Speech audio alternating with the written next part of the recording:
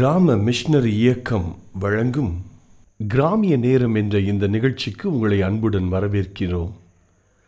கிராம மிஷனரி இயக்கம் கடந்த 27 ஆண்டுகளாக சிறுவர் மற்றும் வாலிபர் மத்தியில் ஊழியம் செய்து வருகிறது.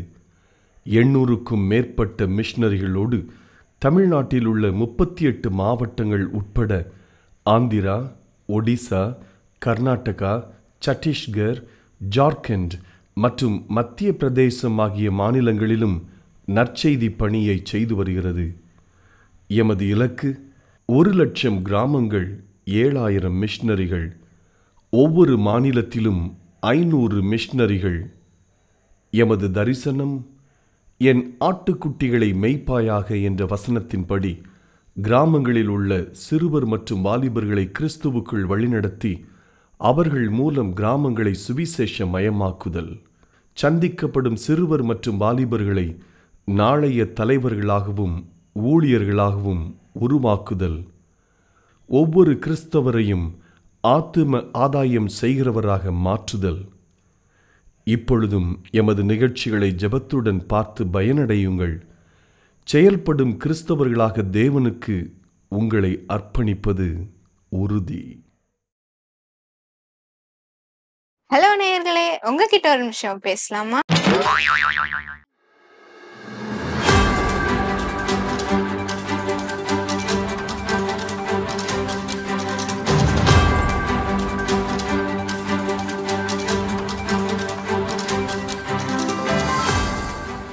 மழை இல்லைன்னா சில மரங்கள் சில ஆண்டுலயே பட்டு போயிடும். ஆனா பனைமரம் மட்டும் 7 வருஷத்துக்கும் மேல உயிரோடு இருக்கும்.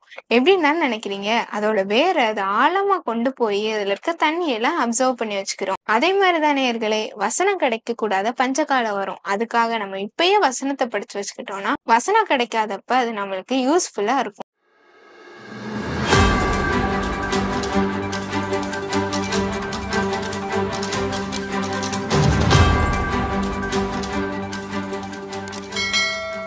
ஹலோ நேயர்களே, உங்ககிட்ட ஒரு நிமிஷம் பேசலாமா?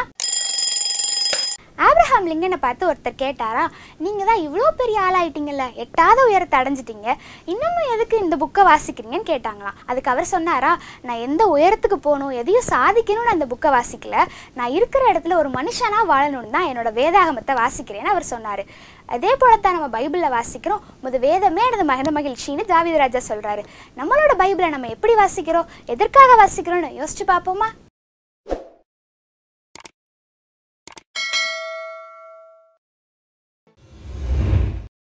இயேசுவின் செல்லங்கள்.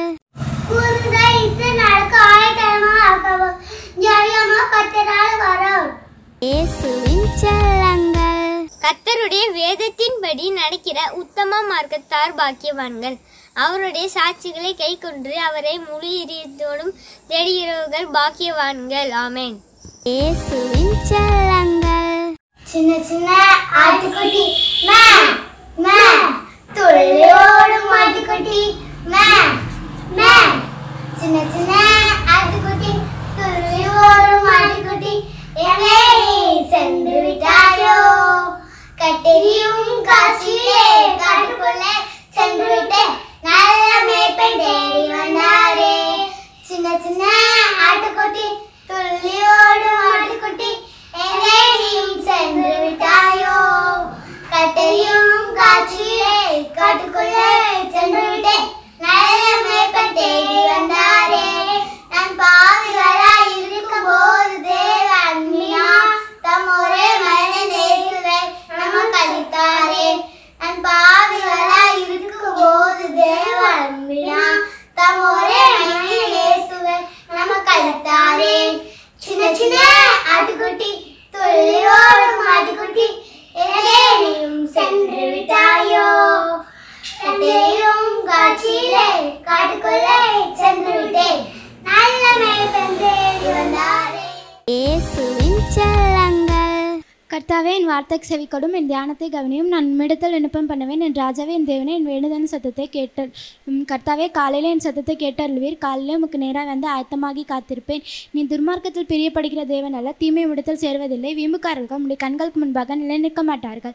அக்கிரமக்காரர் யாவரையும் வெறுக்கிறீர். பொய் பேசுகிறவர்களை அழிப்பீர். ரத்தப்பிரியனும் சுதுள்ள மனுஷனையும் கர்த்தர் அருவருக்கிறீர். நானும் அது மிகுந்த கிருபையினர் உம்முடைய ஆலயத்துக்குள் பிரவேசித்து உம்முடைய பரிசுத்த சந்ததிக்கு நேராக பயத்துடன் பணிந்து கொள்ளன். கர்த்தாவே, என் சத்துருக்களின் நிமித்தம் என்னை உம்முடைய நீதியில் நடத்தி எனக்கு முன்பாக உம்முடைய வழியை செவ்வைப்படுத்தும். அவர்கள் வாய் உண்மையில்லை, அவர்கள் உள்ளம் கேடுபாடு உள்ளது. அவர்கள் தொண்டை திறக்கப்பட்ட பிரேத குழி, தங்கள் நாவினால் இச்சகம் பேசுகிறார்களே. என் தேவனே, அவர்களை குற்றவாளிகளை தேடும், தங்கள் ஆலோசனையை விழும்படி செய்யும். தங்கள் துரோகங்களுடைய திரட்சியின் நிமித்தம் அவர்களை தள்ளிவிடும். உமக்கு விரோதமாய் கலகம் பண்ணினார்களே.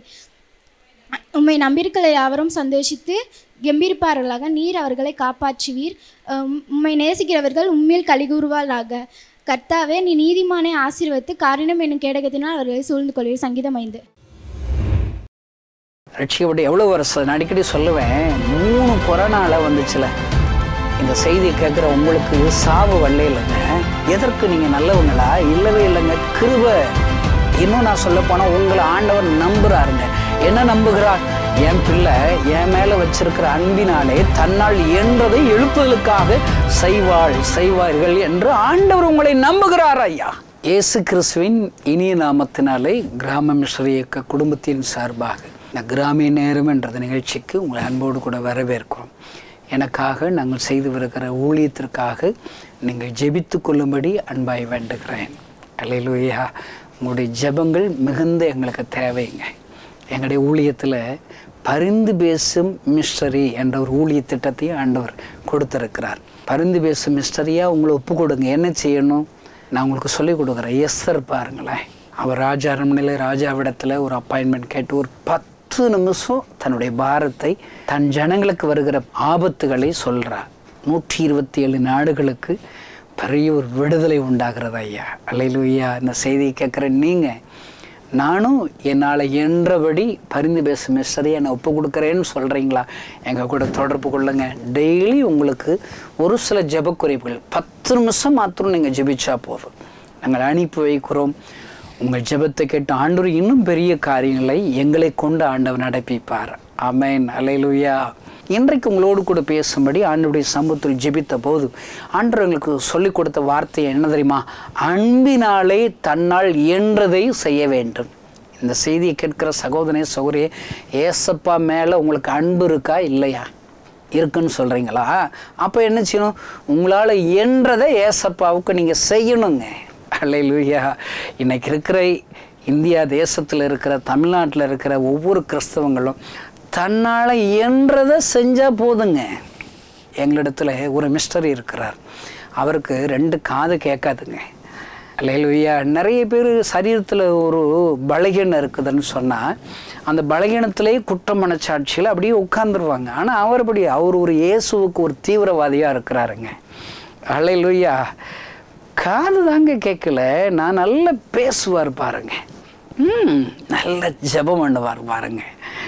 அவரை குறித்து ஒரு குடும்பத்தார்கள் எனக்கு ஃபோனில் நேர பார்க்கும்போது சாட்சி சொன்னார்கள். அவருடைய சொந்த மகள் பாருங்கள் ஒரு கொடிய வியாதினாலே மரித்து கொண்டார்கள். டாக்டர் சொன்னார் கவுண்டிங்லாம் குறையாயிருச்சு, கட்டாயம் இறந்து போயிடுவாங்க. உங்கள் ஊர்களுக்கெல்லாம் சொல்லி வச்சுருங்க, இந்த பாடியை எடுத்துகிட்டு எங்கே போய் அதை அடக்கம் பண்ணணும்னு சொல்லி பிளான் பண்ணுங்கன்னு சொல்லிட்டாங்களாம். இவர் வந்திருக்கிறார். இவருக்கு இப்படி விவரத்தை சொல்லியிருக்கிறாங்க, கொஞ்ச நேரத்தில் செத்து போயிடுவாங்கள எங்கள் மக. அவருக்கு அதெல்லாம் காது கேட்கலை. வாங்க போவோம், வாங்கன்னு சொல்லி அவர் வாட்டுக்கு ஜெபம் பண்ணியிருக்கிறாருங்க. ஏசப்பா இந்த மகளுடைய சரீரத்தில் இருக்கிற பலவீனத்தை எடுத்து போடுங்கன்னு சொல்லி ஜெபிச்சிருக்கிறாரு. அந்த பாப்பா எந்திரிச்சிட்டா. அல்லேலூயா. இன்னைக்கு சாட்சியாக இருக்கிறா. அருமையான தேவனுடைய பிள்ளைகளே, தன்னால் இயன்றதை அவர் செய்கிறார். பாருங்க, ஆந்திர தேசத்தில் ஒருவேளை 2 கால்களும் ஊனமற்ற ஒரு சகோதரி, 2 கையில் ஒரு கை தான் சரியாக வேலை செய்யும், இன்னொரு அரை கை 1.5 கை உள்ள சகோதரி, ஒரு வாலிப சகோதரி எங்களுடைய மிஷனரியாக ஊழியத்தை செய்யும்படி ஒப்பு கொடுத்தாள். நான் ஒரு 3 கால் சைக்கிளில் அவளை என்னை பார்க்க வந்தாள். ரொம்ப கஷ்டப்பட்டு வந்தாள். நான் ஏதாவது உனக்கு ஒரு உதவி செய்யணுமான்னு சொல்லியா கேட்டால் அவள் சொன்னான், எனக்கு உதவினா வேண்டாம், என்னை மிஸ்டரியாக ஒப்பு கொடுக்குறேன்னு சொன்னான். இல்லையா? நீ எப்படிப்பா மிஸ்டரியாக இருக்க முடியும்? எங்கள் தமிழ்நாட்டில் கைகால் நல்லா இருந்து அமுல் பேபி மாதிரி இருக்கிறவங்களே ஊழியம் செய்கிறதுக்கு வரமாட்டுறாங்க. நீ சும்மா 1.5 கை வச்சுருக்க, காலையில் இடுப்பு கீழே ஒன்றும் கிடையாதுங்க. அவளுடைய ஹைட்டே இவ்வளோதான். அவள் ட்ரெஸ்ஸு அவளே போட முடியாது பாருங்கள். அவள் நடக்கிறவங்க தவந்துக்கிட்டே தான் நடக்க முடியும். இப்படிப்பட்ட ஒரு பலகீனம் உள்ள நீ எப்படி மிஸ்டரி பணியை செய்ய முடியும்? அவள் சொன்னா, எனக்கு வாய் இருக்குண்ணே, கண் இருக்குது, கையில் 1.5 கை இருக்குல்ல, எனக்கு என்னால் தொட்டு ஜெபிக்க முடியல, நான் ஊழியம் செய்கிறேன்னு சொல்லி எங்களோடு கூட இணைந்து முழு நேர மிஸ்டரை இணைந்து ஊழியம் செய்ய ஆரம்பித்தாள். பாருங்கள், அப்படிப்பட்ட அந்த சன்னியாசி என்ற வாலிப சகோதரி தன்னால் இயன்றதை என் ஆண்டு மேலே வைத்திருக்கிற அன்பினாலே செய்த ஊழியத்தின் மித்தமாக ஒரு அழகிய ஒரு திருச்சபையை நாங்கள் உருவாக்கி இருக்கிறார் ஆண்டவர். அல்லேலூயா. அநேக ஆத்மாக்கள் ரட்சிக்கப்பட்டிருக்கிறார்கள். இந்த செய்தி கேட்கிற சகோதரனே சகோதரியே, நீங்கள் எத்தனை வருஷம் ஆச்சுங்க ரட்சிக்கப்பட்டு எவ்வளோ வருஷம்? நான் அடிக்கடி சொல்லுவேன், 3 கொரோனாவில் வந்துச்சுல. இந்த செய்தியை கேட்குற உங்களுக்கு சாவு வரலே இல்லைங்க. எதற்கு நீங்கள் நல்லவங்களா? இல்லவே இல்லைங்க, கிருபை. இன்னும் நான் சொல்ல போனால் உங்களை ஆண்டவர் நம்புகிறாருங்க. என்ன நம்புகிறார்? என் பிள்ளை என் மேலே வச்சிருக்கிற அன்பினாலே தன்னால் இயன்றதை எழுப்புதலுக்காக செய்வார்கள் என்று ஆண்டவர் உங்களை நம்புகிறார். ஐயா, இந்த செய்தியை கேட்கிற சகோதரனே சகோதரியை, இன்றைக்கு ஆண்டவர் உன்னோடு கூட இடைபடுகிறார். உன்னால் இயன்றதை நீ செய்து பார். செய்தால் எழுப்புதல் உன் கண்கள் முன்பாகவே ஆண்டவர் காண்பிப்பார். ஐயா, அல்லேலூயா. அந்த செய்தி கேட்கிற நண்பர்களே, உங்களால் 5 நிமிஷம் முடியுமாங்க? நீங்கள் ஜெபம் பண்ணி பாருங்கள். உங்களால் என்றபடி 5 நிமிஷம் நீங்கள் ஜெபிச்சு பாருங்கள். ஏசப்பா அற்புதம் செய்வாருங்க. டாக்டர் இறந்து விடுவா என்று சொன்ன அதே டாக்டர் சொன்னார், மரணத்திற்கான அந்த வியாதி இருந்ததற்கான ஒரு அறிகுறி கூட இல்லை என்று சொல்லிவிட்டார்கள். ஆண்டவர் எனக்கு உயிர் கொடுத்தார். ஐயா, அல்லேலூயா. என் கண்ணீரை என் ஆண்டவர் துடைத்தார். என் கண்ணீரை துடைத்த ஆண்டவர் கொஞ்ச நாள் நல்லா இருந்தங்க. சாமி தான் நல்ல சாமி. கொஞ்ச நாள் அவர் மறுதலிச்சிட்டங்க. இயேசு தான் கடவுளுங்கிறதுக்கு என்ன நிச்சயம்? மறுதலிச்சிட்டேன். மறுபடியும் நன்றி இல்லாத கிறிஸ்தவனாக மாறிட்டேன். இந்த செய்தியை கேட்குற சகோதரியை, நீங்கள் நன்றியுள்ள கிறிஸ்தவனா நன்றி இல்லாத கிறிஸ்தவனா? நன்றி இல்லை கிறிஸ்தவங்கன்னு நீங்கள் சொல்கிறீங்களா?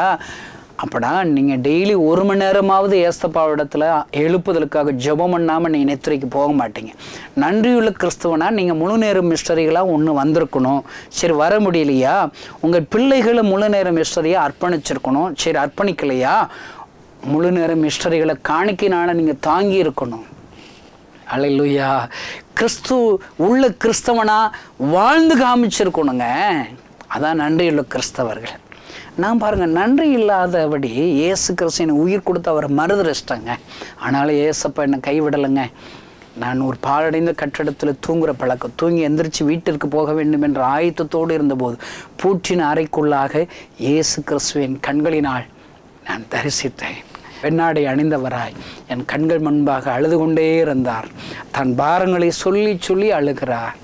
அவர் சொல்லுகிறார், நானே தேவன், என்னை தவிர வேறு தேவர்களில் நான் இந்த ஜனங்களுக்காக பரிதபிக்கிற வியாதிஸ்தர்களை சுகப்படுத்த விரும்புகிறேன். பாருங்கள், என்னால் படிக்கப்பட்ட என் ஜனங்கள் என்னை இல்லாமல் எங்கோ போய் கொண்டு இருக்கிறார்களே, அவளை ஆசீர்வதிக்க விரும்புகிறேன், சந்தோஷம் சமாதானம் விரும்புகிறேன்.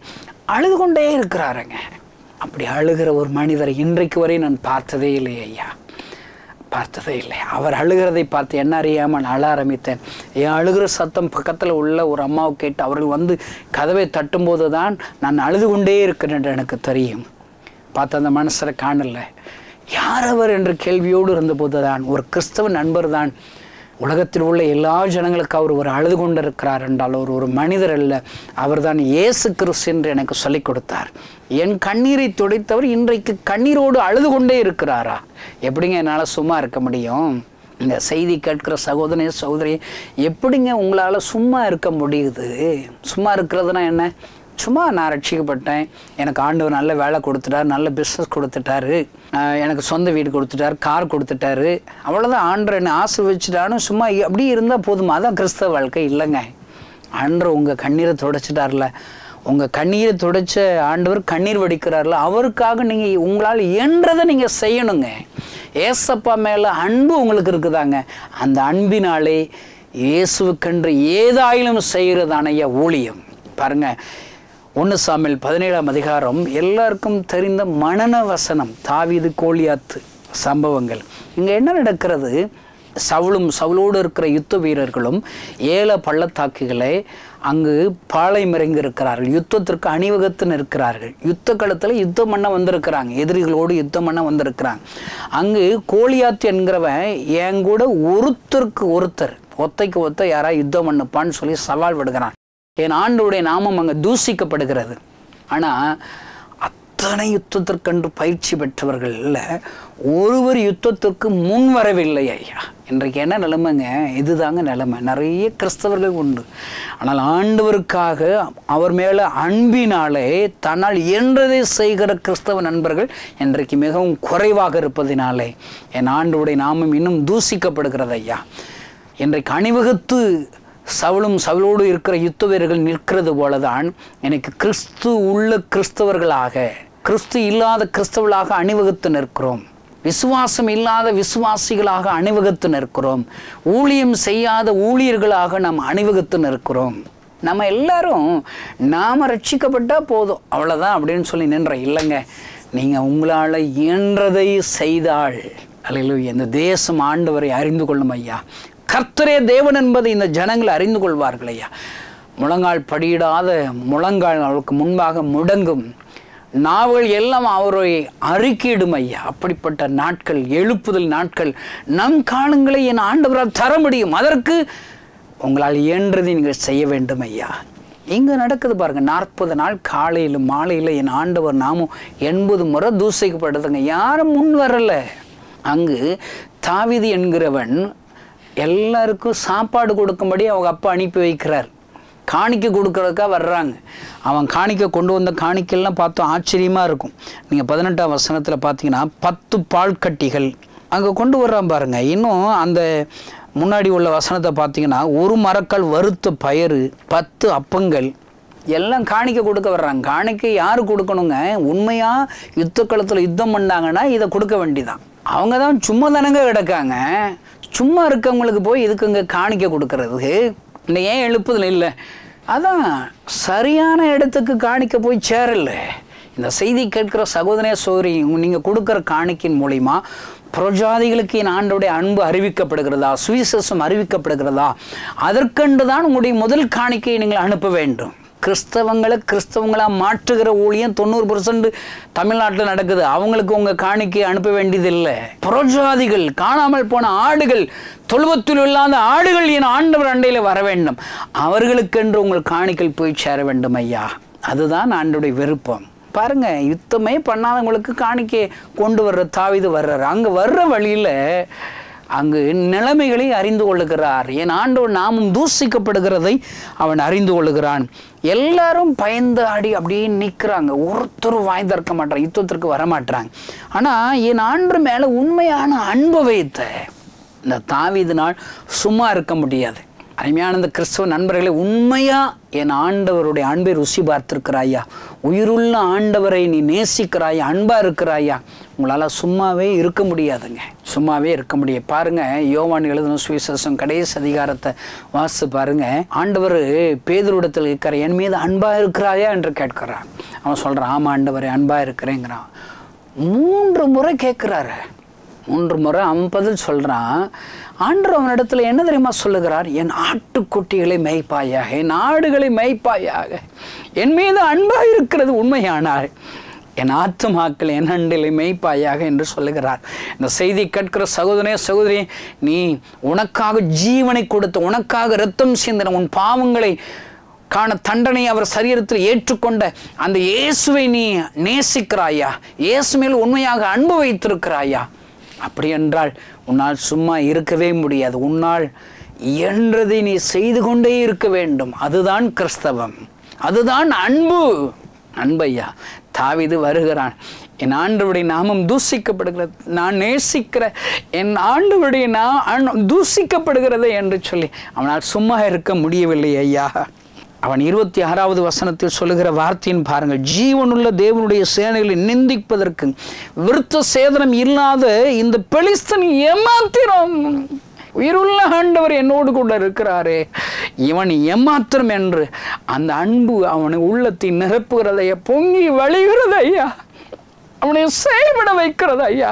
அவன் சொல்லுகிறான், இவன் நிமித்தமாக யாரும் கலங்க வேண்டியதில்லை, நான் யுத்தம் பண்ணுகிறேன், நான் இவனோடு கூட யுத்தம் பண்ணுகிறேன் என்று சொல்லுகிறான். ஆனால் அன்பினாலே தன்னால் இயன்றபடி ஏதாவது யுத்தம் செய்ய வேண்டும் ஒப்பு கொடுக்கிற அவனை எல்லோரும் நிந்திக்கிறார். அகங்காரம் பிடித்தவனை எல்லாரும் சொல்லி நீ சிறுபையன் என்று சொல்லித்தான் எல்லாரும் நிந்திக்கிறார். ஆனால் யார் என்ன சொன்னாலும் நாங்கள் இவனுக்கு கவலை இல்லை. இந்த செய்தி கேட்கிற சகோதரனே சகோதரி, உண்மையா நீ ஆண்டவரை நேசிக்கிறாயா, அவர் மேல் அன்பு வைத்திருக்கிறாயா, அப்படின்னா ஆண்டவருக்காக செயல்பட்டு கொண்டே இருப்பார். நிறைய பேர் எங்கள் ஊழியத்தில் மிஷரியாக வருவாங்க, கொஞ்ச நாளில் அவங்க ஊழியத்தை விட்டு போயிடுவாங்க. காரணம் என்னன்னு சொல்லி விசாரித்து பார்த்தா, என்னை அவர் திட்டாரு, அவங்க என்ன தப்பாக பேசிட்டாங்க, அவங்க சரியில்லை, இவங்க சரியில்லை, காரணம் சொல்லுவாங்க. அருமையான சகோதரனை, இயேசு மேலே உனக்கு உண்மையான அன்பு இருக்கிறதா? அப்படி என்றால் நீ மற்றவர்களை நீ பார்க்கக்கூடாது, இயேசுவை மாத்திரம் பார்க்க வேண்டும். அல்லேலூயா. உன்னால் இயன்றதை நீ அவருக்கென்று செய்ய வேண்டும். பாருங்க, தாவீதுக்கு காது கேட்கல, யார் என்ன சொன்னாலும் இல்லைங்க, என் ஆண்டவருடைய நாமம் தூசிக்கப்படுகிறது, என்னால் இயன்றதை நான் செய்துதான் தீர்வேன் என்று சொல்லி யுத்த களத்தில் யுத்தத்திற்கண்டு தன்னை அர்ப்பணிக்கிறான். பாருங்க, நிறைய பேர் அவனுக்கு ட்ரெஸ் போட்டு விடுறாங்க. யுத்தம் பண்ணணும்னு சொன்னால் இப்படி தான் ட்ரெஸ் பண்ணணும், கோட்டு டை போட்டிருக்கணும், ஸ்டைலாக இருக்கணும். எத்தனை பேருங்க நம்ம சொல்கிறாங்க. அல்ல, அதுக்காக கோட்டு டை போட்டவங்கள நான் தப்பாக சொல்லலைங்க, அது அவங்களுக்கு ஸ்டைல் அப்படி இருக்குது. அதுக்காக போட தெரியாதவன் அதை போட வேண்டியதில்லை. இப்போ கணேசனுக்கு என்னங்க தெரியும், எனக்கு என்னால் என்றதான் செய்ய முடியும். பாருங்கள், தாவீதுக்கு தலைச்சீரா, மார்க்கவசம், ஷூ எல்லாம் போட்டு ஒரு பட்டயத்தையும் கையில் கொடுத்து யுத்தம் பண்ணப்பா, இப்படி தான் யுத்தம் பண்ணணும்னு சொல்கிறாங்க. நிறைய பேர் ஊழியனாலே ஒரு பேர் வைக்கணும், எங்கே போய் கண்டுபிடிச்சாங்களோ, அதுக்காக பேர் வச்சா தப்பு சொல்லலை. ஒரு மேகசின் வெளியிடணும், ஒரு ஸ்டைல் அப்படியே இருக்கு பாருங்க. நான் சொல்கிறேங்க, அதுவும் செய்யலாம், ஆனால் ஒன்றுமே தேவை கிடையாதுங்க. நீ முதல்ல உன்னால் இயன்றதை செய்ய தொடங்கு.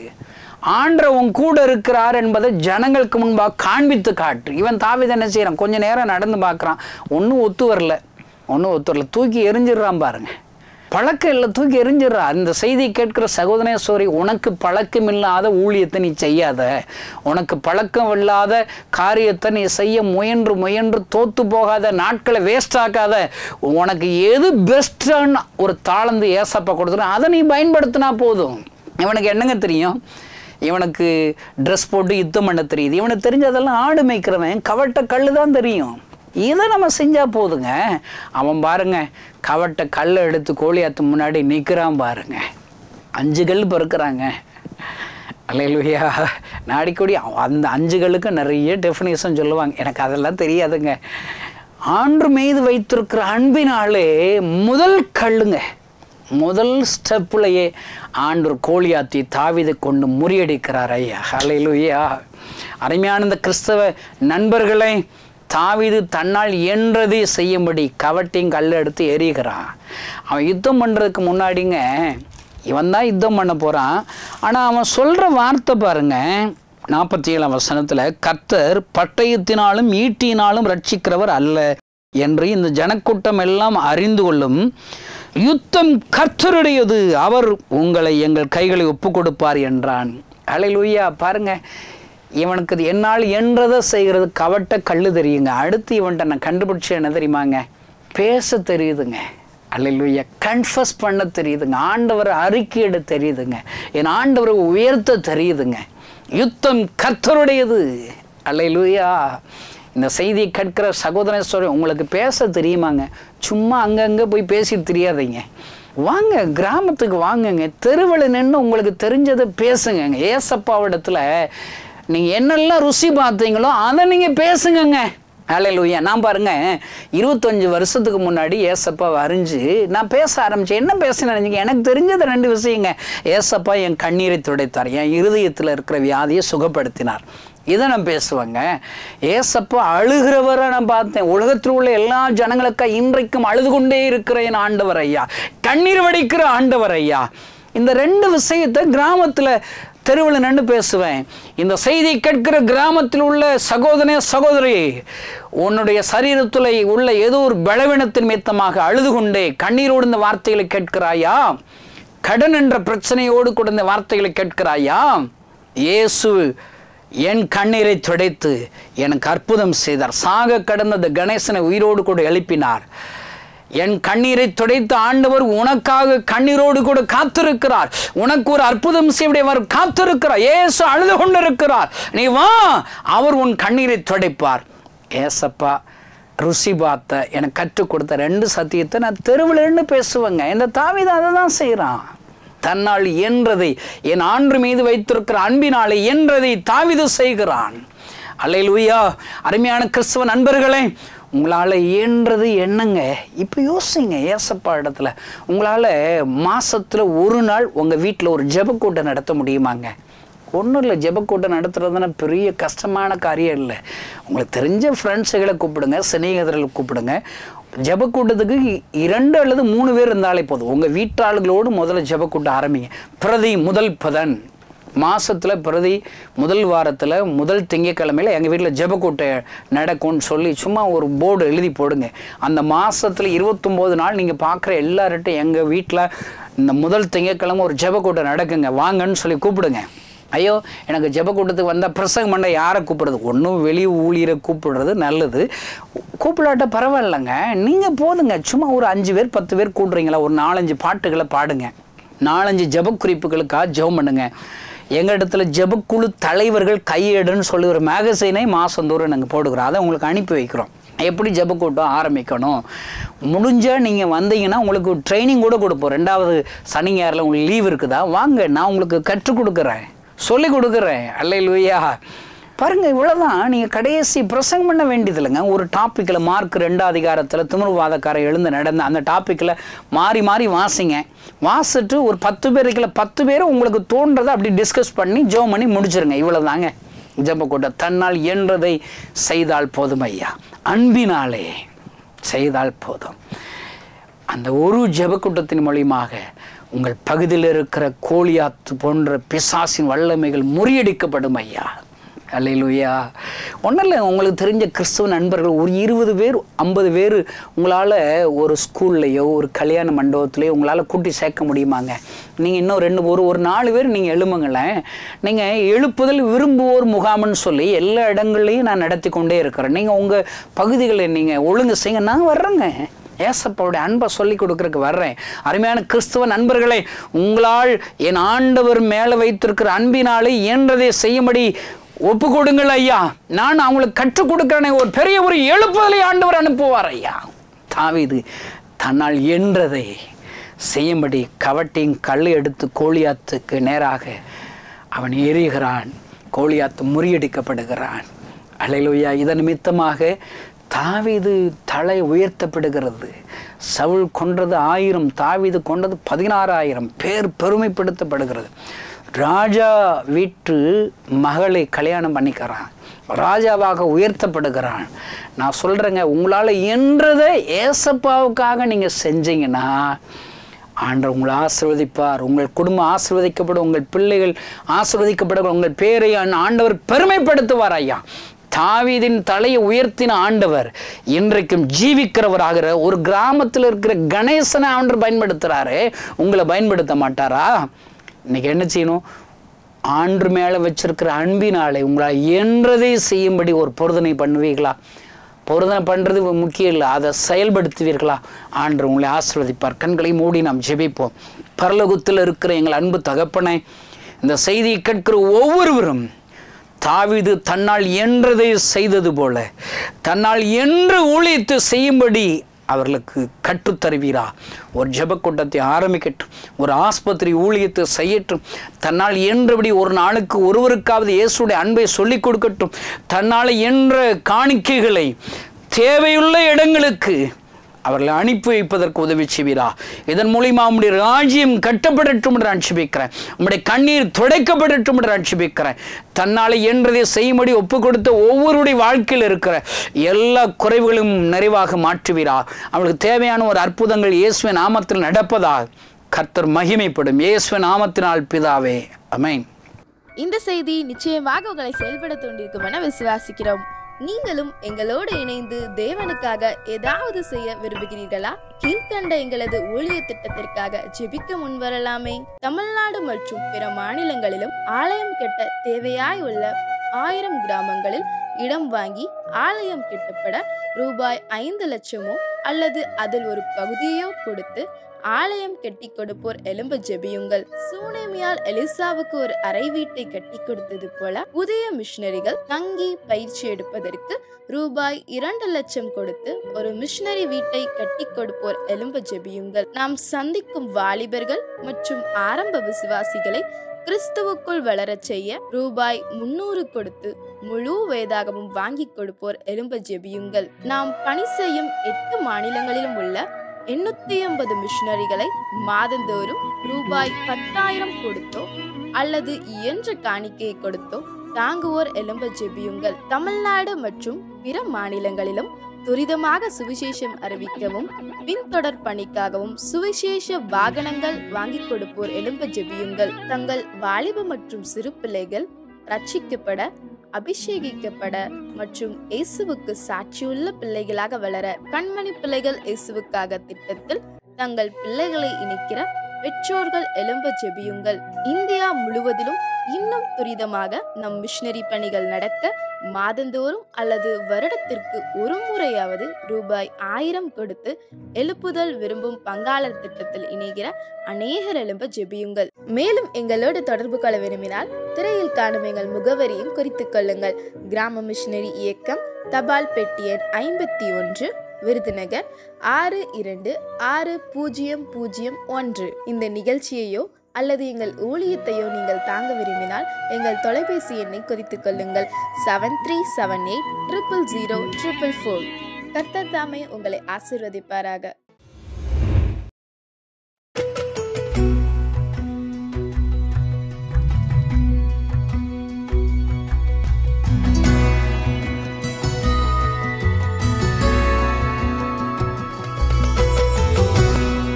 ஆண்டவரும் அருமை இரட்சகருமாகிய இயேசுவின் நாமத்தினாலே வாழ்த்துக்களை தெரிவித்துக்கிறோம். இந்த நாளிலே கூட உங்கள் மத்தியிலே என்னுடைய சாட்சியை பகிர்ந்து கொள்வதற்கு ஆண்டவர் எனக்கு பாராட்டின கிருபைகளுக்காக ஸ்தோத்திரம். என்னுடைய பெயர் முரளி கிதியோன். நான் பாண்டிச்சேரி பட்டணத்திலே பிறந்து வளர்ந்து ஆண்டவரை அறியாத குடும்பத்திலிருந்து பிறந்து வளர்ந்தவன். நான் பார்த்தீங்கன்னா குழந்தையாக இருக்கும் பொழுது எங்கள் அப்பா அம்மாவுக்கு திருமணமாகி 10 வருடம் குழந்தை இல்லாமல் தொட்டில் கட்டி போட்டு நான் குழந்தையாக பிறந்தேன் என்று சொல்லி சொன்னார்கள். என்னை படிக்கிற வயதிலிருந்து நான் பார்க்கும் பொழுது சிறு வயதிலிருந்தே முதன்மையான இடத்தை தான் ஆண்டவர் எனக்கு கொடுத்தார். 1ஆவதிலிருந்து 10, 12ஆம் வகுப்பு படிக்கிற வரைக்கும் முதன்மையான இடத்துல ஆண்டவர் என்னை வைத்தார். விளையாட்டிலும் படிக்கிற காரியங்களிலும் நான் முதன்மையான இடத்துல எப்படியாவது நான் படித்து ஒரு இராணுவத்திற்கு வேலை செய்ய வேண்டும் என்று சொல்லி விரும்பினேன். அது மாத்திரமல்ல, பிடி மாஸ்டராக உருவாக வேண்டும் என்று விரும்பினேன். அது மாத்திரமல்ல, போலீஸாகவும் உருவாக வேண்டும் என்று விரும்பினேன். இதன் மத்தியில் எனக்கு பார்த்தீங்கன்னா எங்களுடைய உறவுகள் மூலமாக நான் படிக்கிற வயதில் செய்வினையின் பில்லி சூனியம் செய்வினையினால் பாதிக்கப்பட்டு நான் படுத்த படுக்கையாக ஆகிவிட்டேன். வாலிப வயதாக கிட்டத்தட்ட 12 வயது இருக்கும் பொழுது படுத்த படுக்கையாக ஆகிவிட்டு சாப்பிட முடியாது, ஒரே தூக்கமாக வரும், தண்ணி குடிக்க முடியாது, பாத்ரூம் போக முடியாத நிலைமையிலிருந்து எனக்கு யார் எனக்கு விடுதலை கொடுப்பார் என்று சொல்லி எங்களுடைய அப்பா அம்மா உறவுகள்லாம் ரொம்ப வேதனைப்பட்டு எனக்கு லட்சக்கணக்கான பண தேவைகளை ஹாஸ்பிட்டலில் போய் கொண்டு போய் சரி செய்தும் சரியாகவில்லை.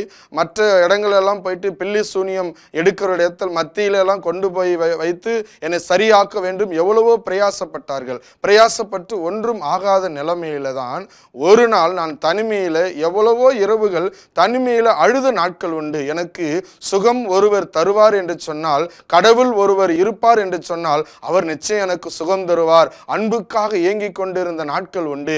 நான் ஒரு நாள் தனிமையில் இருக்கும் பொழுது யாரோ ஒருவர் என்னுடைய வீட்டில் அருகிலே யாரு வீட்டில் இருக்கிறாங்களான்னு சொல்லிட்டு டிராக்ஸ் போட்டு எனக்கு எழுந்திருக்க முடியாத ஒரு நிலைமையில யாரோ ஒருவர் என்னை தூக்கிவிட்டு எழுந்து அதை எடுத்து படி அப்படின்னு சொல்லிட்டு, உனக்காக ஒருவர் மரித்திருக்கிறார், உன் மீது ஒருவர் அன்பு செலுத்த காத்திருக்கிறார், நீ அவரிடத்தில் உன்னுடைய இருதயத்தை தருவாயா என்று சொல்லி அந்த டிராக்ஸ்ல எழுதி கொண்ட வசனத்தை படித்த உடனே உள்ளுக்குள்ளாக இருந்த பாவங்கள், அக்கிரமங்கள், குற்றங்கள் எல்லாம் சரி செய்த ஒரு நிலைமையில ஆண்டவராக இயேசு கிறிஸ்து ஒருவர் இருப்பார் என்று சொன்னால் என்னை விடுவிக்க அவரால் நிச்சயம் முடியும் என்ற ஒரு விசுவாசத்தோடு என்னுடைய பாட்டி ஊருக்கு, சின்ன ஊர்ல அனுப்பினதுனால நான் அந்த பாட்டி ஊர்ல என்னுடைய தாய்மாமாவுக்கு நண்பரான ஒரு பாஸ்டர் ஜேஇயாக அவர் பணி செய்து வந்தார். அவரிடத்துல எங்களுடைய அக்கா மகன் இப்படி படுத்த படுக்கையாக படிக்க முடியாத நிலைமையில அவனுடைய வாலிப வயது முடிந்து விடுமோ, அவன் மரித்து விடுவானோ என்ற ஒரு அச்சம் ஏற்படுகிறது என்று சொல்லி அவரிடத்திலே கூடும் பொழுது அது சீக்கிரமாக அவர்களை என்னிடத்தில் கொண்டு வாருங்கள், ஆண்டவராக இயேசு கிறிஸ்து சுகம் தருவார், விடுதலை கொடுப்பார், அவரை வாட வைப்பார் என்று சொன்ன உடனே என்னுடைய பேரண்ட்ஸ் கடைசி முறையாக ஒரு தருணம் அவரை ஆலயத்தில் கொண்டு போய் விடுவோம் என்று சொல்லி ஆலயத்தில் படுத்த படுக்கையோடு கொண்டு போய் என்னை விட்டு விட்டார்கள்.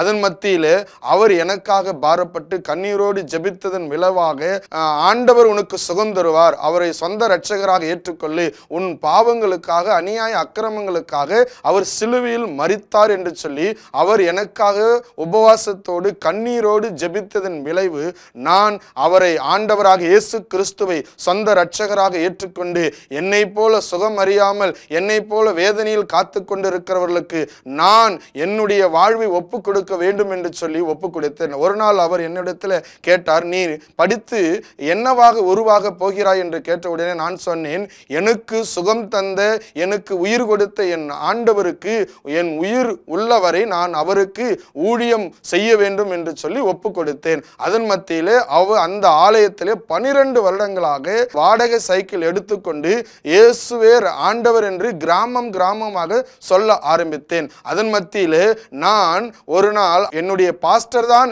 எனக்கு எல்லாவற்றையும் செய்யவார் என்று நினைத்து ஏமாற்றங்கள் அடைந்தது உண்டு. இதன் மத்தியிலே அவர் சொன்னார், உன்னை நான் பைபிள் காலேஜ் அனுப்பி வைப்பேன், நீ பைபிள் காலேஜ் படித்து ஊழியம் செய்ய வேண்டும் என்று நினைத்தார். ஆனால் சொன்னவர் மறந்து விட்டார்.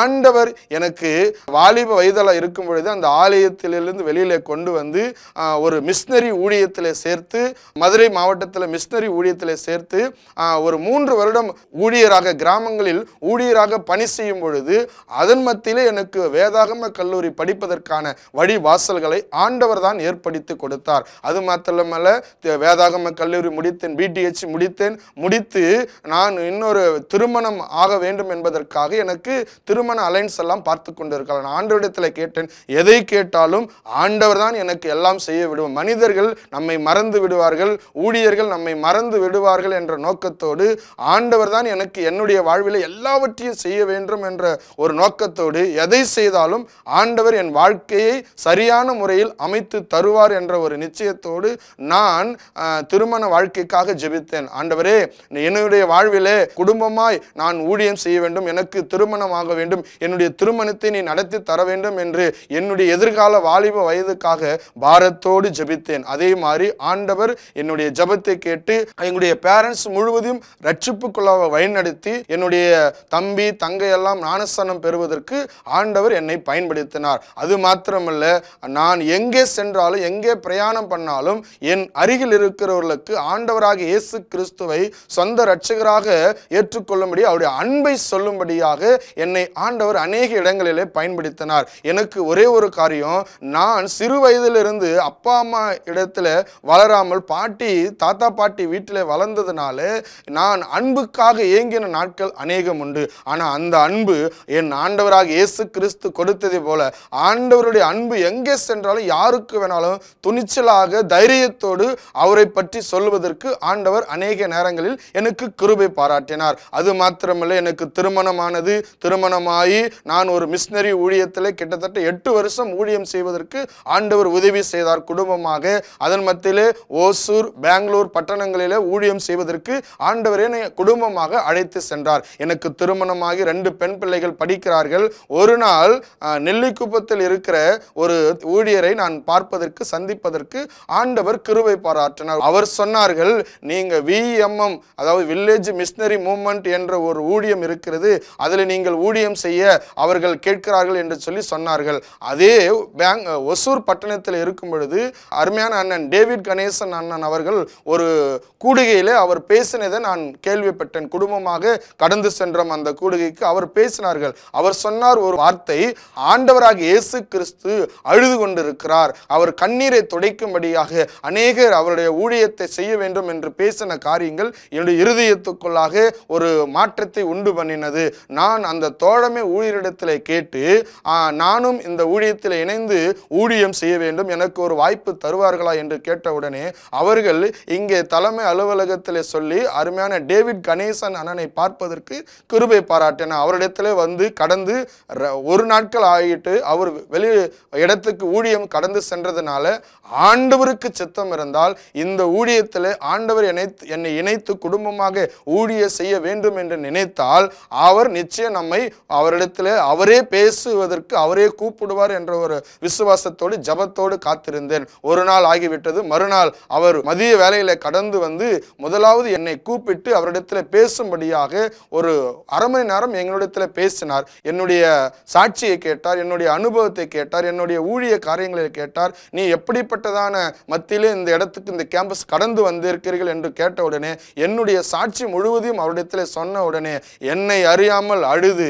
அவர் எனக்காக ஜெபித்து, ஆண்டவர் உன்னை இப்படிப்பட்ட ஊழியத்திற்கு மிஷனரி ஊழியத்திற்கு தான் அழைத்திருக்கிறார், அங்க நீங்க நினைத்த காரியங்கள் எல்லாம் இதுவரைக்கும் தோல்விதான், உங்களுடைய ஊழியமும் உங்களுடைய வாழ்க்கையும் உங்களுடைய குடும்பமும் நீங்க எதிர்பார்த்து எதெல்லாம் கடந்து சென்றீர்களோ அந்த இடத்துல எல்லாம் ஒரு தோல்வியை தான் சந்தித்தீர்கள், ஆனாலும் ஆண்டவர் தான் இந்த ஊழியத்திற்கு உம்மை அழைத்து வந்தார் என்று சொல்லி ஜெபித்து குடும்பமாக நீங்கள் வாருங்கள், உங்களுடைய பிள்ளைகளுடைய ஸ்கூல் படிப்பினுடைய சர்டிபிகேட் எல்லாம் வாங்கி வாருங்கள், நான் உங்களுக்காக ஜெபிக்கிறேன், தொடர்ந்து எங்களுடைய ஊழியத்தில் இணைந்து ஊழியம் செய்யுங்கள் என்று சொல்லி கிட்டத்தட்ட ஒரு வருடமாக இந்த ஊழியத்தில் மிஷனரியாக கணவன் மனைவியாக குடும்பமாக ஊழியம் செய்வதற்கு ஆண்டவர் கிருபை பாராட்டினார். ஆண்டவர் எனக்கு கொடுக்கப்பட்டிருக்கிற காரியங்கள் என்னவென்று சொன்னால், எந்த மனிதனை பார்த்தாலும் தைரியமாக ஆண்டவரை பற்றி அவருடைய சூழ்நிலைகளை அறிந்து அவருடைய ஆண்டவருடைய அன்பை சொல்லி அவருக்காக ஜெபித்து அவரை ஆண்டவருக்குள்ளாக வழிநடத்துவதற்கு ஆண்டவர் கிருபை பாராட்டி வருகிறார். இம்மட்டுமாய் ஆண்டவர் என்னை ஊழியத்திலே சாட்சியாக பயன்படுத்தி பெரிய காரியங்களை செய்து கொண்டிருக்கிறார். இந்த சாட்சியின் மூலமாக அநேகருடைய உள்ளங்களிலே ஆண்டவர் ஒரு பெரிய மாற்றத்தை உண்டு பண்ணுவாராக. நான் ஆண்டவரை அறியாத குடும்பத்திலே 10 வருடமாக திருமணமானியும் திருமணம் நடைபெற்றும் குழந்தை இல்லாமல் பிறந்ததனால எனக்கு பிறகு என் தம்பி என் தங்கை பிறந்தார்கள். இன்றைக்கு எங்களுடைய ஜெனரேஷனிலே ஆண்டவரை அறிந்த குடும்பம் இன்றைக்கு என்று சொன்னால் நாங்கள் தான் இன்னைக்கு ஆண்டவருக்காக சாட்சியாக வாழ்ந்து கொண்டிருக்கோம். அது மாத்திரமல்ல, எங்களுடைய புதிய இல்லத்தை ஒன்று கட்டி அதன் மேலே ஒரு ஆலயத்தை கட்டுவதற்கு ஆண்டவர் ஒரு தரிசனம் கொடுத்தார். அந்த தரிசனத்தின்படியாக வீட்டு வேலைகளை முடித்து ஆலயத்தை கட்டுவதற்கும் ஆண்டவர் கிருபை பாராட்டி வருகிறார். எங்கு சென்றாலும் இயேசுவே ஆண்டவர் என்று தைரியமாய் சொல்லுவதற்கு, ரட்சிப்பு மக்கள் அடைவதற்கு ஆண்டவர் என்னை கிராம மிஷனரி ஊழியத்தில் வல்லமையாக பயன்படுத்தி வருகிறார். ஆண்டவர் தாமே எங்களை ஆசீர்வதிப்பாக. தொடர்ந்து எங்களுக்காக, எங்களுடைய குடும்பங்களுக்காக, எங்களுடைய ஊழியங்களுக்காக ஜெபித்துக் கொள்ளுங்கள். ஆமேன்.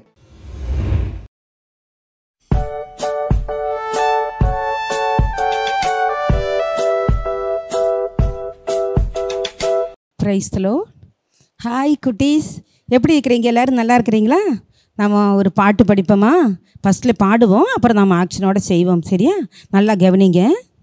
சேவல் கூகும் வேளையிலே எழுந்திரு, நீ வேத புஸ்தகத்தை நீ திறந்திரு, ஜீவனுள்ள வார்த்தையை நீ படிச்சிடு, நீ கண்ணு நீரை வடிச்சு நீ ஜெபிச்சிடு, படிப்படியா தேவன் உன்னை உயர்த்துவார், தீமைக்கெல்லாம் விலக்கி உன்னை காக்குவார், படிப்படியாய் தேவன் உன்னை உயர்த்துவார், தீமைக்கெல்லாம் விலக்கி உன்னை காக்குவார்.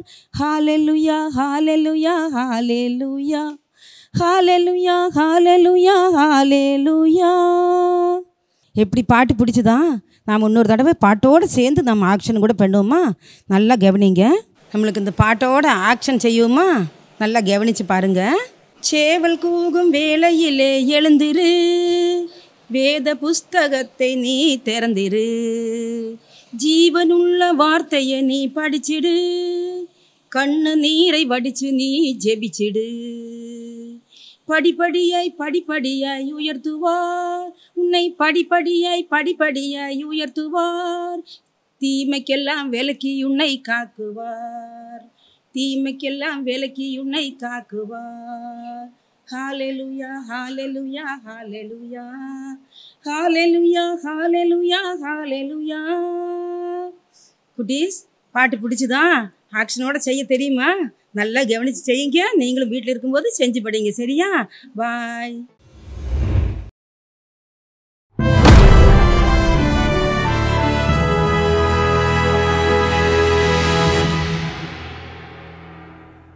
மோவாபின் எல்லையை நொறுக்குவேன்னு சொன்னீங்களே ஆண்டவரே, சேத் புத்திரரை நிர்மூலமாக்குவேன்னு சொன்னீங்களே, என் பக்கத்து வீட்டுக்காரன் நிர்மூலமாக்குவேன்னு ஜெபம் பண்ணிட்டு இருக்கக்கூடாது.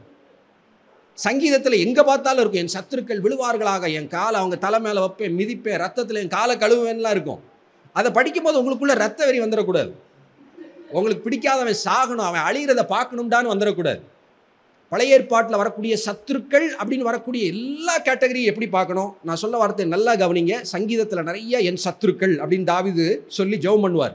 என் சத்துருக்கள் எனக்கு விரோதமாக எழும்புறாங்க, அவங்கள நீங்கள் முறியடிச்சு போடுங்க ஆண்டவரே அப்படின்லாம் நிறைய இடத்துல வரும். அதை சரியாய் கிறிஸ்தவ வாழ்க்கையில் அப்ளை பண்ணக்கூடிய ஒரு கீ என்ன தெரியுமா?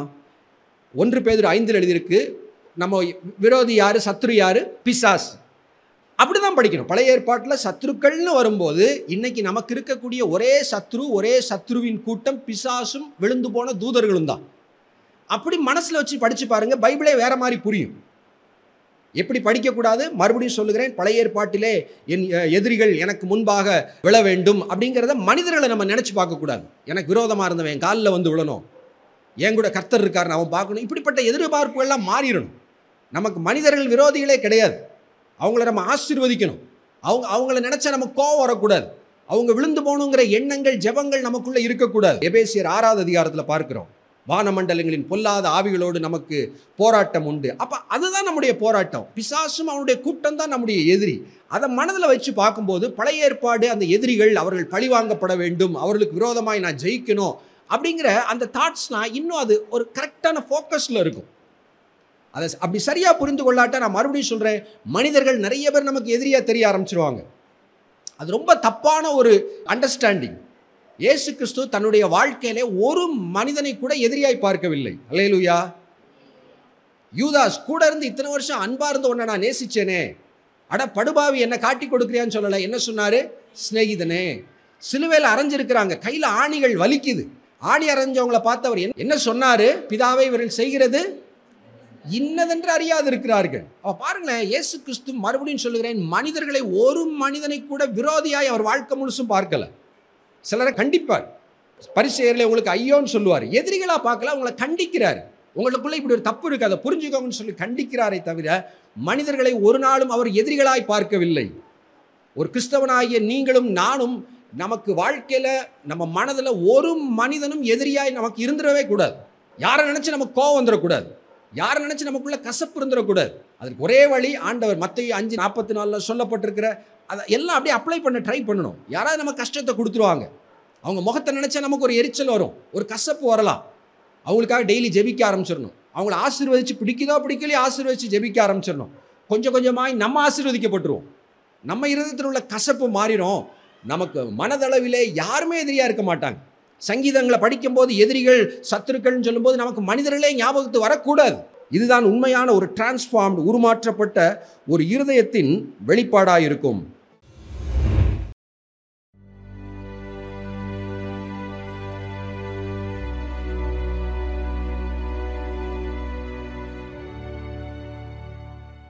ஆண்டவராகிய இயேசுவின் நாமத்தினாலே நான் வாழ்த்துகிறேன்.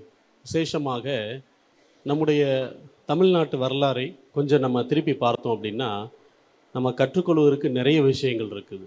அதில் மிக முக்கியமான ஒரு காரியத்தை குறித்து உங்களோடு சில வார்த்தைகளை மாத்திரம் நான் பகிர்ந்து கொள்ள ஆசைப்படுகிறேன். என்ன அப்படின்னா, 3 நூற்றாண்டுகளுக்கு முன்பு பர்த்தலமேயு சீகன் பால்க் என்கிற ஒரு தேவ மனிதர் மிஷனரியாக நம்முடைய தமிழ்நாட்டிற்கு அவர் வந்தார். அவர் பாருங்க, நம்முடைய இந்திய நாட்டில் இருக்கிற தமிழ்நாட்டில் தரங்கம்பாடி அப்படிங்கிற பகுதியை அவர் கிட்டத்தட்ட 7 மாதங்கள், நல்லா கவனிங்க, 7 மாதங்கள் கடல் பயணம், ஒரு கடுமையான கடல் பயணத்தை மேற்கொண்டு தரங்கம்பாடியிலே அவர் கால் வைத்தார். இங்கே இருக்கிற வெயில், இங்கே இருக்கிற சீதோஷ்ண நிலை எல்லாம் எதுவுமே அவருக்கு ஒத்துக்கொள்ளவில்லை.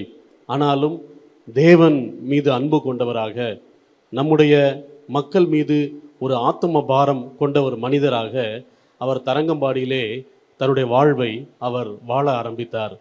விசேஷமாக தமிழ் எழுத்துக்களை அவர் எப்படி எழுதி பழகிறது, எங்கே எழுதி பழகிறது அப்படின்னு சொல்லி அவர் முயற்சி எடுத்துக்கொண்டே வந்த நாட்களிலே யாருமே அவரை மதிக்கலையாம், யாருமே அவருக்கு இடம் கொடுக்கலையாம். அப்போ என்ன செய்தார் அப்படின்னா, அந்த கடற்கரை மணலிலே அவர் முழங்கால் படிட்டு ஜெபித்து ஜெபம் செய்து முடித்து விட்டு அந்த கடற்கரை மணலிலே தன்னுடைய விரலினாலே தமிழ் எழுத்துக்களை ஒவ்வொன்றாக எழுதி பழக ஆரம்பித்தார், வாசிக்க ஆரம்பித்தார், படிக்க ஆரம்பித்தார். இன்னும் விசேஷமாக தமிழ் மொழியிலே இருக்கிற இலக்கணத்தை அவர் கண்டுபிடித்தார். இலக்கணத்தில் இருக்கிற நல்ல அழகை அவர் கண்டுபிடித்து எப்படியாவது இந்த தமிழ் பேசுகிற மொழி மக்கள் மத்தியிலே அவர்கள் கைகளிலே ஒரு வேதாகமத்தை கொடுத்து விட வேண்டும், அவர்கள் கைகளிலே பரிசுத்த வேதாகமம் இருக்க வேண்டும் என்று ஆத்தும பாரம் அதிகம் கொண்டவராக, தன்னுடைய உடல் நிலையையும் கருத்திலே கொள்ளாமல், விசேஷமாக அவருக்கு அவர் பிறந்ததிலிருந்தே ஒரு சில பலவீனங்களோடு அவர் இருந்த ஒரு மனிதர். ஆனால் பாருங்கள், இங்கே இருக்கிற தமிழ்நாட்டில் இருக்கிற கால சூழ்நிலையெல்லாம் பொருட்படுத்தாமல் பார்க்குற சின்ன பிள்ளைங்க, பார்க்குற பெரியவங்க எல்லாரிடத்துலையும் அவர் தமிழ் மொழியை பேசி பழகி நன்றாக கற்றுக்கொண்டார். இன்னும் ஒரு வார்த்தை சொல்ல வேண்டும் என்று சொன்னால், வெளிநாட்டிலிருந்து வந்த ஒரு தமிழ் பண்டிதராக அவர் மாறிவிட்டார், தமிழ் பண்டிதராகவே அவர் மாறிவிட்டார் என்று சொல்லலாம். இப்படி போய்கொண்டிருந்த காலகட்டத்திலே நல்லா கவனிங்க, 1708 அக்டோபர் 17 அவர் தமிழ் மொழியிலே வேதாகமத்தை மொழிபெயர்த்து முடித்தார். இன்னொரு காரியம் நடந்தது, அவர் பெரிய முயற்சி எடுத்தார், பெரும்பாடுபட்டார். அநேகர் அவரை எதிர்த்தார்கள், அநேகர் அவரை நிந்தித்தார்கள், அநேகர் அவர் முன்பாக சட்டத்தை கொண்டு வந்து நிறுத்தினார்கள், அவரை சிறைச்சாலைக்குள்ளே தள்ளினார்கள், அவரை உன்னை உண்டு இல்லைன்னு பண்ணிடுவோம், இப்படியே நீ போய்கிட்டே இருந்தேன்னு சொன்னால் உன்னை உண்டு இல்லைன்னு பண்ணிடுவோன்னு சொல்லி அவரை பயமுறுத்தினார்கள். எல்லாவற்றுக்கும் மத்தியிலே 1715 ஜூலை மாதம் 15 அவர் தமிழ் மொழியை அச்சிட்டு ஜனங்களின் கைகளிலே கொடுக்க ஆரம்பித்தார். இன்றைக்கு இருக்கிற பாரம்பரிய திருச்சபைகள் பாடுகிற ஞான பாட்டுகளாக இருக்கட்டும், கீர்த்தனைகளாக இருக்கட்டும், எதுவானாலும் இருக்கட்டும், எல்லாவற்றையும் அவர் மேல் நாட்டு அந்த ராகத்திற்கு தகுந்தாற் போல அவைகளை எல்லாம் தமிழ் மொழியிலே மொழிபெயர்த்து அவர் ராகத்தையும் அமைத்து ஜனங்களுக்கு பாட சொல்லி கொடுத்தாராம். என்ன ஒரு அருமையான வாழ்க்கை என்று சொல்லி பாருங்க. இப்படிப்பட்ட இந்த சீகன் பால்க் தன்னுடைய 37ஆம் வயதிலே அவர் தன்னுடைய இந்த பூ உலகத்தின் ஓட்டத்தை முடித்தார், அவர் மரித்தார். இன்றைக்கு 3 நூற்றாண்டுகளை நாம் கடந்து விட்டோம். இந்த வார்த்தையை கேட்டுக்கொண்டிருக்கிற அன்பான கிறிஸ்தவ மக்களே, இந்த நிகழ்ச்சியை பார்த்து கொண்டிருக்கிற சகோதர சகோதரிகளே, 3 நூற்றாண்டுகள் தாண்டி இன்றைக்கு நாம் நிற்கிறோம். ஆனால் நமக்கு முன்பாக இருக்கிற ஒரு பெரிய சவால் என்ன, இன்னும் பல மொழிகளிலே, நம்முடைய இந்திய மொழிகளிலேயே வேதாகமங்கள் மொழிபெயர்க்கப்படவில்லை, அச்சடிக்கப்படவில்லை, ஜனங்களுடைய கைகளிலே விநியோகிக்கப்படவில்லை. இது நமக்கு முன்பாக இருக்கிற ஒரு பெரிய சவால். இந்த சவாலை நாம் சந்திக்க வேண்டும். ஆண்டவர் சொன்னார் மத்தேயு 28:19-20 நீங்கள் உலகமெங்கும் புறப்பட்டு போய் சகல ஜாதிகளையும் சீசராக்கி ஒரு பெரிய கட்டளையை கொடுத்திருக்கிறார். இந்த கட்டளைக்கு நாம் கீழ்ப்படிவோம். இந்திய தேசத்தில் இருக்கிற எல்லா இன மக்களையும் நாம் தேடி செல்லுவோம். அவர்களுடைய மொழிகளிலே வேதாகமங்கள் மொழிபெயர்க்கப்பட வேண்டும் என்கிற வாஞ்சை கொள்வோம். அவர்களுடைய மொழிகளிலே, அவர்கள் கைகளிலே வேதாகமங்கள் கொடுக்கப்பட வேண்டும் என்று நாம் வாஞ்சை கொள்வோம். இந்த பர்த்தலமேயு, சீகன் பால்க் போன்ற மிஷினரிகளின் ஆத்தும பாரம் இந்த 3 நூற்றாண்டுகளை கடந்து இன்றைக்கு கிறிஸ்தவர்களாக வாழ்ந்து கொண்டிருக்கிற உங்களையும் என்னையும் பற்றி பிடிப்பதாக. அப்படி நாம் செயல்படும் போது தேவன் இந்த தேசத்திற்கு, இந்த தேச மக்களுக்கு நம்மை ஒரு ஆசீர்வாதமான பாத்திரமாக பயன்படுத்துவார் என்பதிலே எந்த ஒரு சந்தேகமும் இல்லை. ஆமேன். ஏதோ மெதுவா சொல்றா, மேல போறாங்க, சுத்தி வராங்க. எத்தனை தடவை அந்த பிள்ளை தன்னுடைய தாயை கூப்பிட்டாலும் அந்த தாய் குனிந்து செவி சாய்த்து பதில் கொடுக்கறாங்க.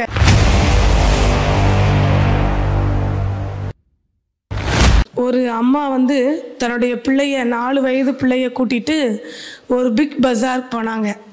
அங்கே போய் அந்த பிள்ளைக்கு தேவையானதெல்லாம் வாங்கி கொடுத்துட்டு வீட்டுக்கு தேவையானதும் வாங்கிட்டு வருவோம் அப்படின்னு சொல்லி போகிறாங்க.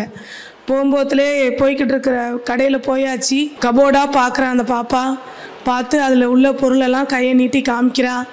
அவங்களுக்கு என்னெல்லாம் தேவையோ அதெல்லாம் வாங்குறாங்க. அப்படி போய்கிட்டே இருக்கும்போதில் நிறைய நேரம் அவங்க அம்மாவை வந்து கூப்பிட்டு ஏதோ மெதுவாக சொல்கிறா. அவங்க அம்மா நல்லா ஹைட்டாக இருக்காங்க. அந்த பிள்ளை வந்து 4 வயசு பிள்ளைங்கிறனால அவங்க முழங்கால் அளவு தான் இருக்கிறா. ஆனாலும் ஒவ்வொரு தடவையும் அந்த பிள்ளை கூப்பிடும் பொழுதெல்லாம் அவங்க அம்மா குனிஞ்சி அவள் சொல்கிறத கவனமாக கேட்டு அதுக்கு ஒவ்வொரு தடவையும் ரிப்ளை பண்ணிக்கிட்டே வராங்க. இப்படி மேலே இறங்குறாங்க, மேலே போகிறாங்க, சுற்றி வராங்க, ஒவ்வொரு இதாக பார்த்துட்டே வராங்க. எத்தனையோ முறை அந்த பிள்ளை கூப்பிட்டாலும் ஒவ்வொரு தடவையும் அவங்க அந்த பிள்ளை கூப்பிடும் பொழுதெல்லாம் அந்த தாய் வந்து அந்த பிள்ளையுடைய கூப்பிடுதலுக்கு பதில் கொடுக்குறவங்களா, செவி சாய்க்கிறவங்களா இருந்தாங்க. இதை அந்த கடையில் இருக்கிறவங்க அநேகர் பார்த்து ஆச்சரியமாக பார்த்தாங்க. இதை பார்க்கும் பொழுது நமக்குமே ஆச்சரியமாக இருக்குது. ஒரு உலக பிரகாரமான தன்னுடைய பிள்ளைய தன்னுடைய தாய் எத்தனை தடவை அந்த பிள்ளை தன்னுடைய தாயை கூப்பிட்டாலும் அந்த தாய் குனிந்து செவி சாய்த்து பதில் கொடுக்குறாங்க.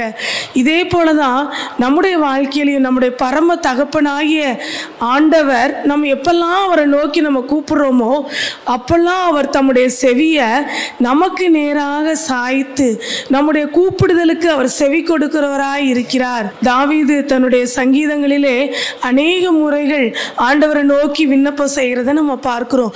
ஆனால் அவர் செய்கிற எல்லா விண்ணப்பங்களையும் தேவனாகிய கர்த்தர் எல்லா காரியங்களுக்கும் பதில் கொடுக்கிறவராய் இருக்கிறதையும் நம்ம பார்க்க முடிகிறது.